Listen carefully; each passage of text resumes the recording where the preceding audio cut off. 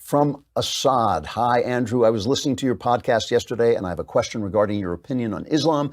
I agree, and in fact have seen myself the intense anti-Semitism that exists within the Muslim community, both in the U.S. and in the Middle East. My understanding, though, was that this anti-Semitism was deeply rooted within the culture of the Middle East and really had nothing to do with Islam itself. I'm wondering if you believe that Islam and Judaism are truly incompatible. So this is referring to the rabbi we had on yesterday, I guess it is. Or is it possible for Jews and Muslims to coexist and even thrive alongside each other? Having read the Quran and having knowledge of some jurisprudence within Islam, I haven't seen anything that tells me to hate Jews. So I was surprised when your guest rabbi made that statement. It's just, thanks for answering my question. I love the way you open each segment. I've read the Quran, and there are texts in the Quran that seem anti-Jewish and texts in the Quran that seem to accept Judaism as a fellow brother of the book.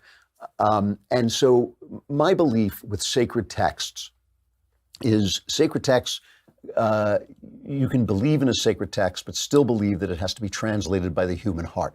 God lives in the human heart. He speaks in the human heart as well as in sacred texts. And I think that the human heart is a good way of making sure that stuff that was supposed to be taken in its time or supposed to be taken in a different context gets translated into the context we're in now, which is my short way of saying is I don't believe Islam is doomed to be the worst form of Islam we see now. I think it needs to be reformed. Catholicism needed to be reformed to move into the modern world.